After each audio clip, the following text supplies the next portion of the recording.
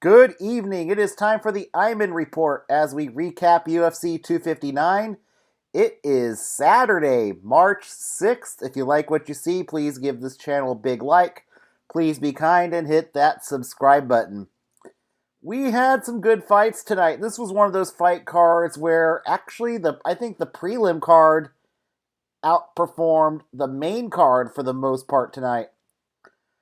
But man, you got to give credit to Jan Blachowicz tonight. He ends up the victor over Izzy Adesanya. 49-3.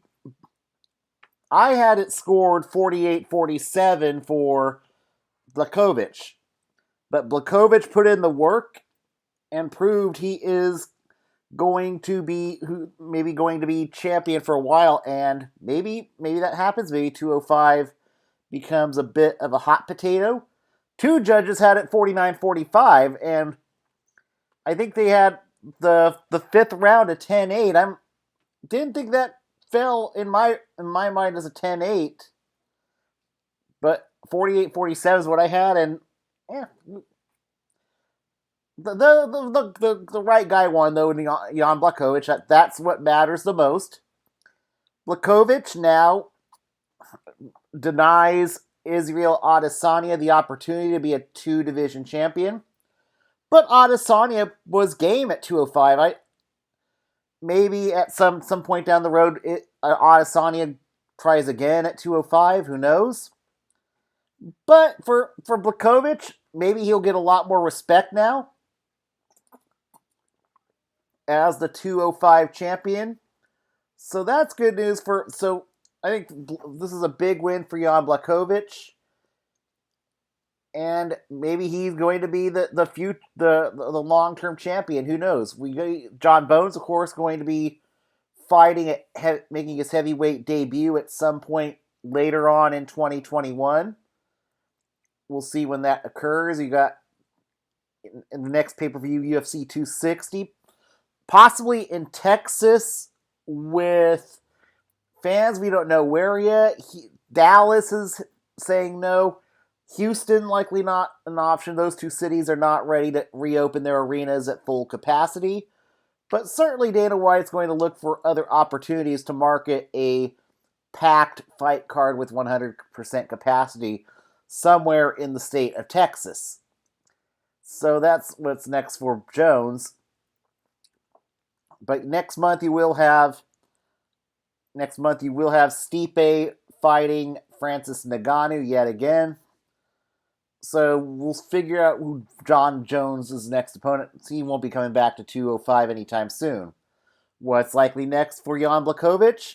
Glover Teixeira. Teixeira was the injury replacement tonight, and this is a long time coming for Glover Teixeira, and now Teixeira has a date with Jan Blachowicz sometime later this year. So that is what's next for Jan Blachowicz. What's next for Israel Adesanya? Likely going back to 185. But also, maybe some weaknesses exposed with his possibly some weaknesses exposed with his takedown defense. So we'll see what Adesanya does. And we'll see what's likely next for Adesanya. Could possibly be the winner of maybe Costa, but of course he's already beat Costa once. And of course Whitaker could have more of a claim to a rematch should Whitaker beat Costa. That is, if it ends up being Paulo Costa, then I don't know if they're going to give Costa another chance. Another possibility could be the winner of... You could go the route of the winner between Marvin Vettori and Darren Till. That's another possibility. But for the most part, until he loses at 185, Adesanya has pretty much dominated 185. So they'll just be back to 185 for Adesanya. Just was not his night to be the champ. At women's 145, of course, Amanda Nunes dominates Megan Anderson in the first round. It was no contest. I at this point put the 145 division to bed. I really have no interest in the 145 division. There is really no contenders besides Amanda Nunes. So I really don't know what you do with women's 145. But if it were me, I would. It's time to shut down women's 145. I don't think that serves a purpose. But the real question is, who is next for Amanda Nunes at this point? Who's left? She's pretty much cleaned out 135 and she's cleaned out 145. Realistically, the next opponent who has not fought Amanda Nunes yet at 135 is Aspen Ladd. Aspen Ladd barely coming off of injury.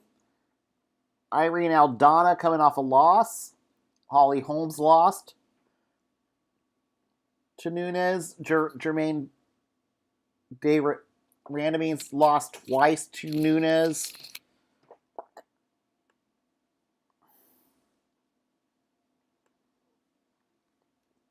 I mean, the pickings are starting to look slim at 135 also. I suppose, in a perfect world, I think the best next matchup would be Shevchenko Nunes 3. That's really the only marketable fight left for Amanda Nunes at this point. She's pretty much cleaned out the 135 and 145 division. But her next title defense is going to need to be at 135. There are some names at 135 that have not fought Nunes, but I don't know if they're going to exactly give Nunes a competitive fight. You could go with Aspen Ladd, but Ladd's not fought in over a year. So that is one possibility. You could go with Yuna Kunitskaya, but she's lost to Aspen Ladd in 2019, so it realistically could end up being Aspen Ladd by default at this point. As with Megan Anderson, probably Invicta or whatever, I don't care to see the 145 division to stay around unless Anderson wants to go to 135. I think her best bet is to go to another promotion. I have no interest in women's 145 sticking around.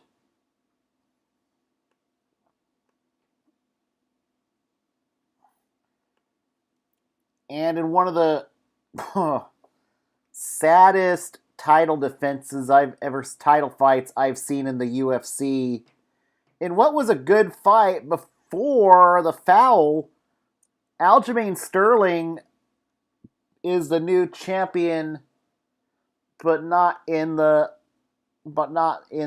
best way. Unfortunately, Jan won the belt. Sterling beats Jan via disqualification. And this is the first time I've really ever seen a UFC title fight end in a disqualification. And Peter Yan had no business putting the knee while Aljo was grounded. That is a very selfish, a very boneheaded move. I don't think that should not just forfeit your win bonus. I think that Peter Yan should be fined on top of losing your win bonus. So I think Peter Yan should be fined. There is just no There is just simply no excuse for that illegal knee. Aljamain Sterling did not want to win that way. It's just, he didn't win it outright. And pretty much he won the belt by default, which I don't know. I'm not a fan of this either, but this is the first time I've really seen a title change hands because of a disqualification. But maybe this is something the UFC is going to have to consider reviewing.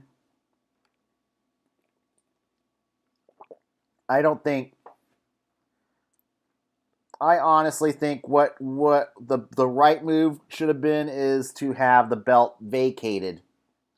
Nobody should have gone home with the belt tonight. That's what should happen next time a championship fight is disqualified and the champion is disqualified. I think the better move would have been just a vacant belt, and not. But now Sterling gets the belt by default. There will certainly be a rematch at some point later this year. And the biggest loser out of all this is Corey Sandhagen. Sandhagen was next in line to get a title shot, and now he's likely going to have to fight TJ Dillashaw for that next title shot due to the selfishness of Peter Yan. I've lost a lot of respect for Peter Yan, and I will be rooting for an Aljo victory more than ever in the next fight. And hopefully I never see somebody stoop that low into something that stupid in the UFC again. That was just not fun for Aljo and not fun for the viewers. That was just sad. That was just a plain sad fight. And what was worse is I had Peter Yan up 2-1 at the time Peter Yan committed that foul. So there was just no need for that. I really thought if Peter Yan had just fought cleanly, he probably would have retained the belt. So that's just a black eye for the UFC. I'm wondering what Dana White does. But the rematch is going to happen probably sometime in the fall, depending on how long Aljo is going to be out on medical suspension. But unfortunately now for Corey Sandhagen, he's now going to have to take a fight against TJ Dillashaw to stay active. So that the biggest loser is TJ Dillashaw. Is Corey Sandhagen at this point. Now it's on to the non-title fights. In what was a very good fight, Islam Makhachev submits Drew Dober via arm triangle. Islam really dominated with his grappling in this fight. Islam is proving he is ready for top competition at this point. I think somebody in the top 10 is what is next for Makhachev. Two possibilities is one, you can do a fight with former champion Rafael Dos Anjos. That would be a very fun headliner for a fight night card. And potentially a good fight to test where Islam Makhachev really is. Is he ready to fight a former champion? So that is one route you could go. Another route is a bigger is a name, but it's a little bit further down in the rankings is Paul Felder. That would be another fight that would be very entertaining and could headline a fight night card. Those are two fights I have in mind for Islam Makhachev. As for Dober, he had a good run until Makhachev, and Makhachev proved tonight he is a bona fide contender. There is no shame in losing to Makhachev. But I feel like though Dober is still a guy that is around the top 15. He just came up against the top contender. But I don't know. I think what's next for For Dober, I think the loser of Gillespie, probably going to go with the loser of Gregor Gillespie and Brad Riddell. That's what I think should be next for Drew Dober. And in the first fight of the night, what was one of the most boring fights of the night? Alexander Rakic beats Thiago Santos via unanimous decision. The good news is Rakic won. The bad news is this fight was so boring that it pretty much is going to cost Rakic any chance of a title shot next. So that's the bad news for Rakic, is that he failed to make a good impression, and now he's likely going to be relegated to fighting the winner of Dominic Reyes and Jiri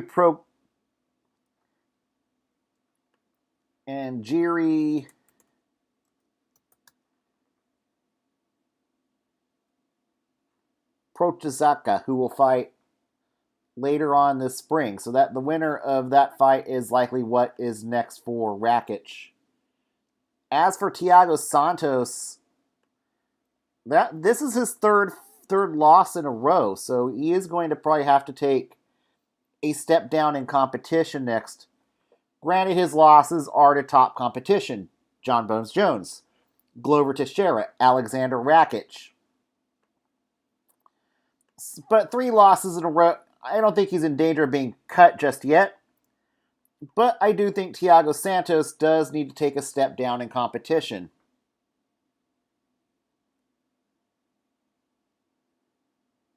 Who I think could be next for for Santos? The loser. I'll go with the loser of Dominic Reyes and Prochazka is what should be next for Thiago Santos.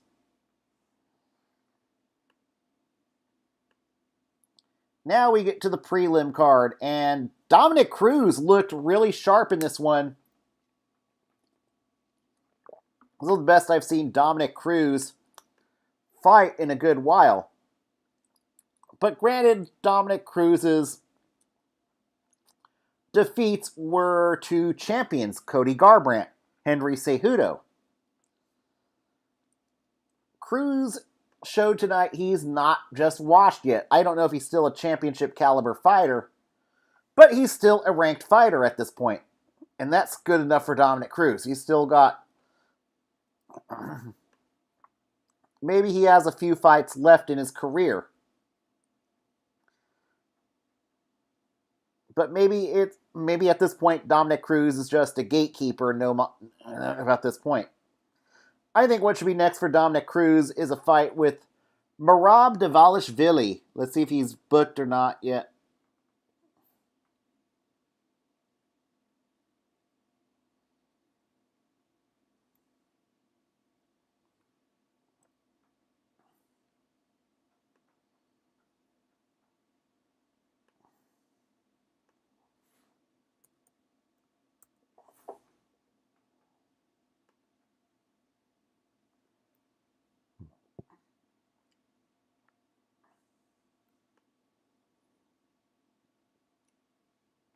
But yeah, Merab Dvalishvili's had a couple canceled fights. But I think this would be a really good test for Merab Dvalishvili to see if he is top competition or not. For Dominic Cruz, this would be a good test to see, can he hang around with a fighter near the top 10 ranking still.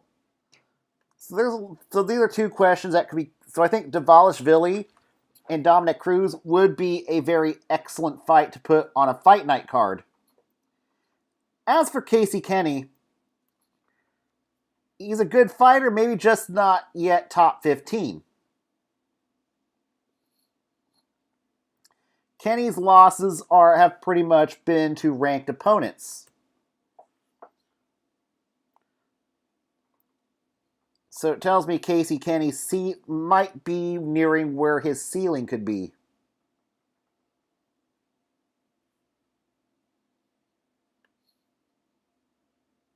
But what will be next for him after this speed bump?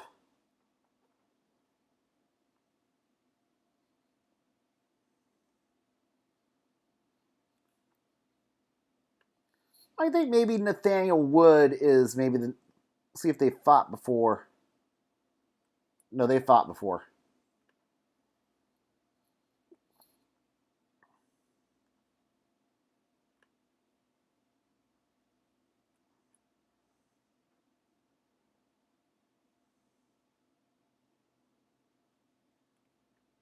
No, I think what should be next for Casey Kenny is a fight with Montel Jackson. Montel Jackson is a guy that's right outside the rankings. This could be a good way to determine where these two are in the rankings. Or also, this is one where maybe some lazy matchmaking could work too. Song Yadong versus Casey Kenny. That's another. I think I'm going to go with that. Yadong and Kenny, just book them up against each other. That's what I'm going to go with. Kyler, in the fight before that, Kyler Phillips beats Song Yadong by unanimous decision. And this was a good win for Kyler Phillips. Kyler Phillips will likely have a number next to his name come Monday. And he does deserve somebody a little bit higher up in the rankings. And I think that should come by the guy by the name of Cody Stamann. That is what should be next.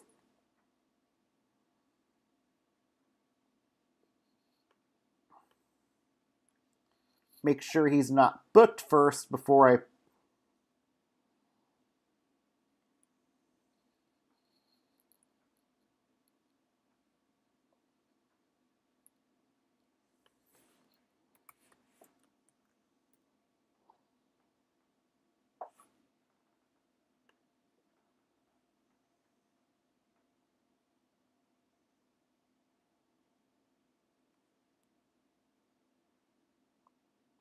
No, he's not. So I think I'll go with Cody Stamann against...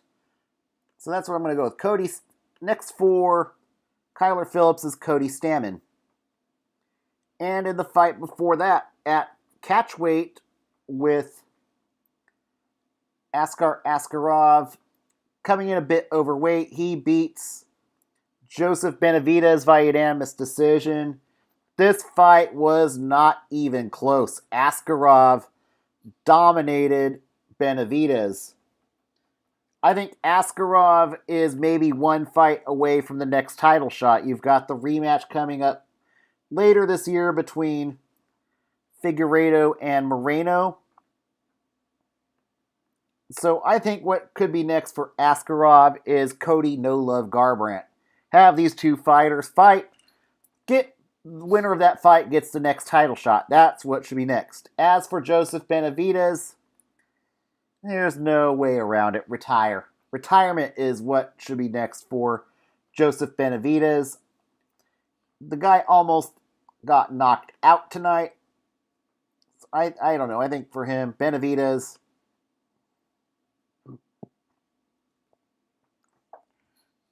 has had a great career in the UFC. He's lost his last 3 fights, 2 to Figueiredo. He's lost to Sergio Pettis. So yeah, that's 3 losses in a row, and he's not going to fight for the title anytime soon. I think his career is pretty much finished. And the first fight of the night at flyweight, Kai Kara France wins via controversial knockout. Bontorin did not protested the knockout. This was very unusual. So I think what's next is that one should be probably ran back. I totally would not be surprised if this one gets ran back. Now on to the early prelim cards. This was very good too. Tim Elliott beats Jordan Espinosa 30-22. Had it 30-27. One had it 30-25.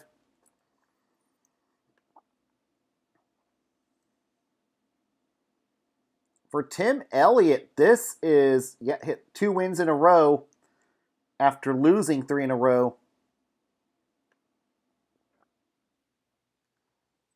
Elliott ranked 15th. No, 12th.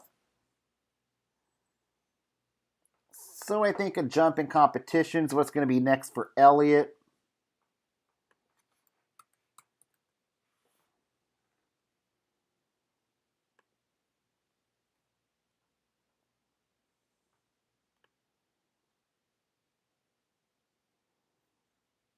I think the winner of Dvorak and Paiva is likely what's next for Tim Elliott. That's what I'll go with. Or you could go with, I think this might even be better, is maybe a fight with Amir Albazi.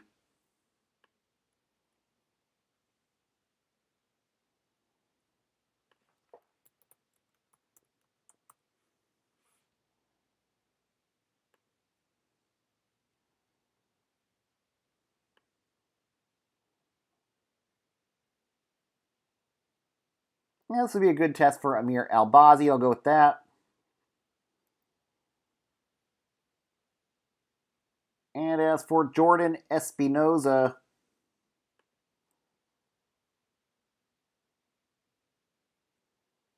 he is 1-4 in his last 5 fights.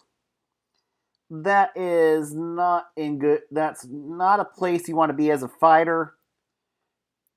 It wouldn't be a total shock if Jordan Espinoza is cut after tonight. That's what I'm going to think. I think 1-4 is going to get him cut after tonight, and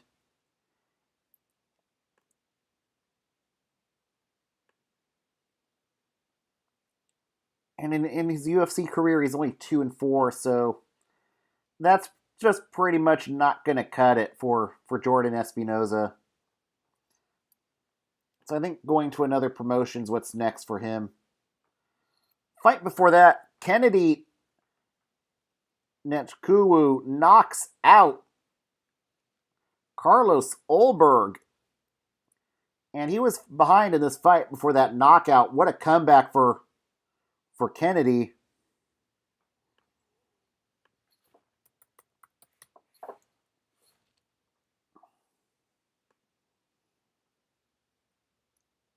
Kennedy ranked according to Tapology at 44 for light heavyweight.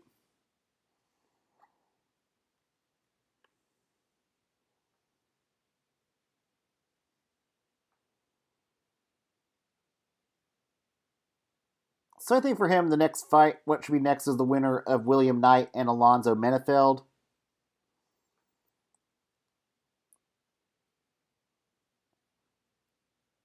That's what I'll go with. And as for Carlos Ulberg,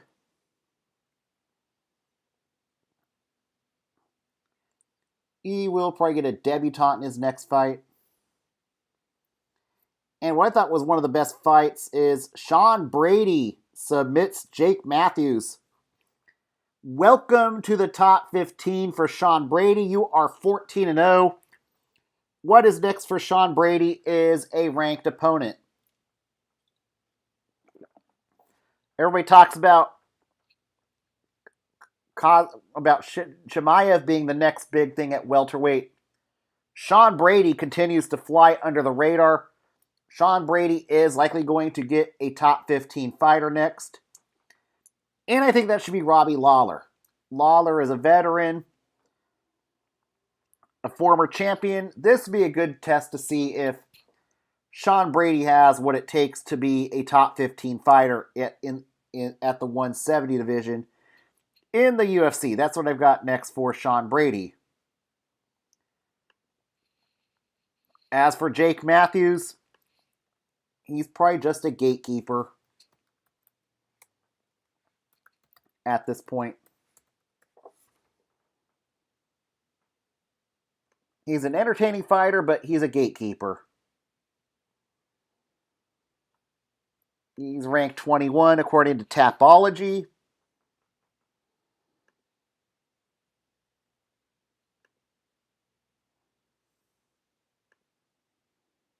See how long it takes for them to reload.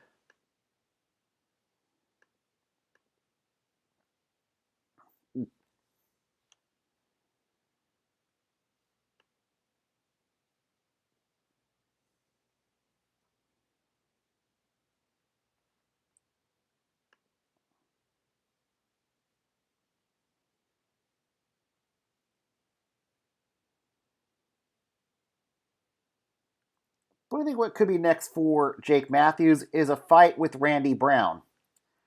That would be a very fun, entertaining fight between two entertaining fighters. So it'd be kind of fun to see Jake Matthews fight Randy Brown. That's what should be next. Fight before that looks like we got another fighter joining the rankings this week in Amanda Lemos. Lemos improves to 9-1-1 in her MMA career and is now 3-1 in the UFC.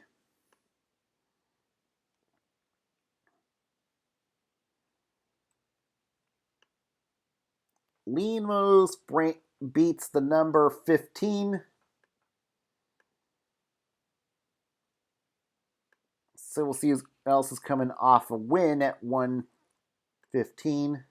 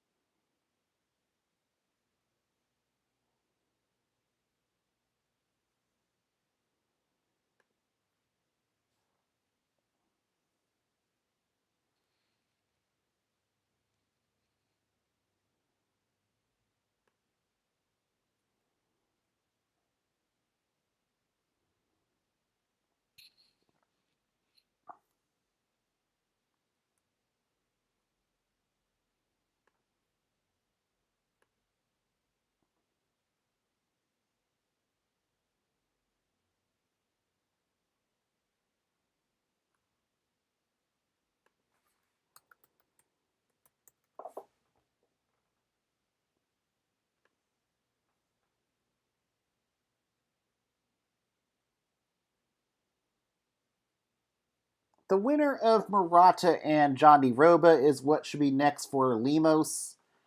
Lemos will certainly have a ranking next to her name come Monday. As for Livia Renata Souza, she falls to 3-2 in the UFC, 1-2 in her last 3 fights, so she is probably going to need a win in her next fight.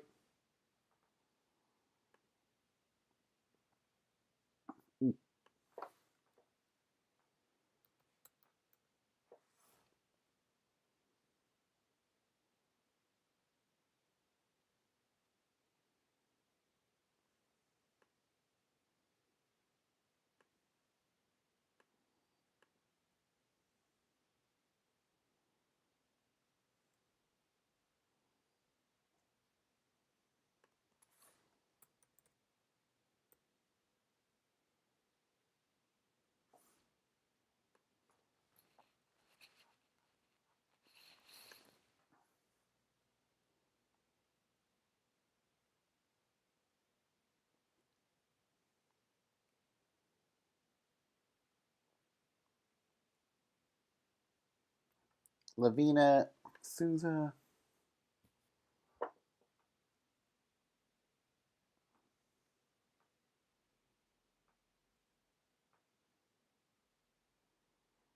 I think for her, a fight against maybe Brianna Van Buren.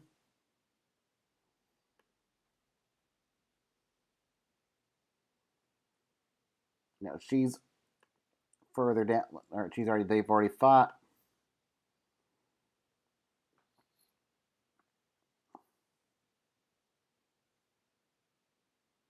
Maybe the loser of Angela Hill and Ashley Yoder is what should be next. We'll go with that.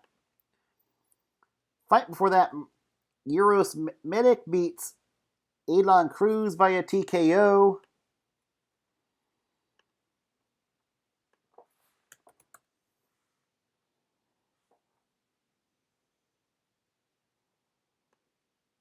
The Doctor now 7-0 in the UFC. 7-0 in his MMA career, His first win in the UFC.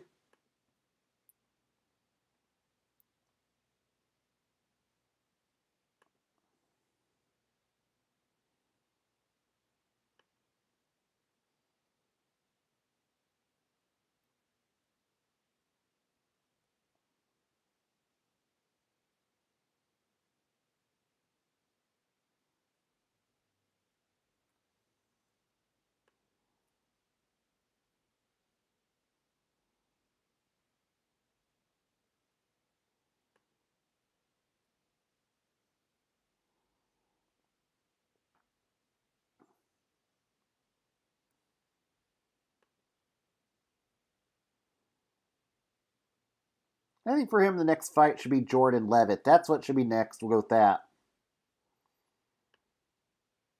And as for Elon Cruz,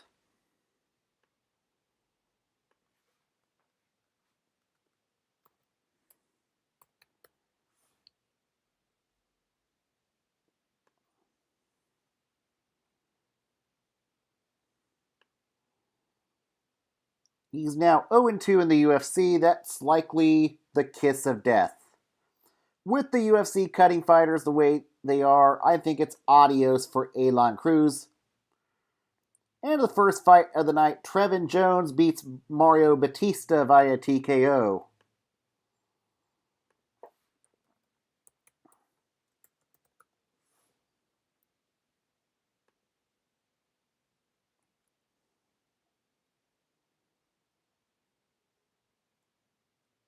Trevin Jones, his for makes up for that no contest, ranked 41 according to Tapology. So I think for him, next fight should be against Umar Nurmagomedov.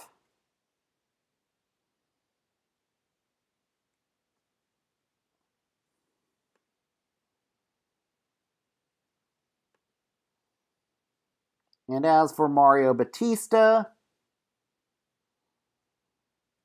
he's now 2-2 in the UFC.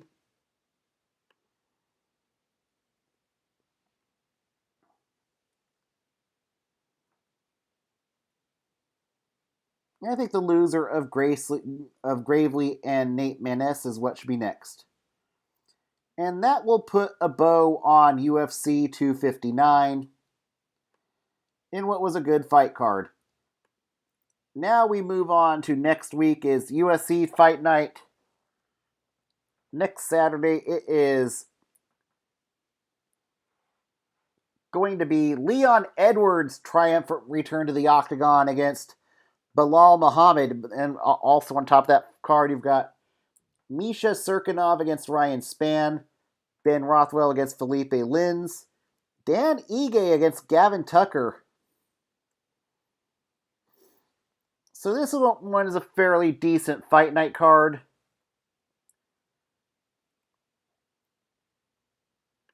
And then then we'll be back to UFC on ESPN the following week.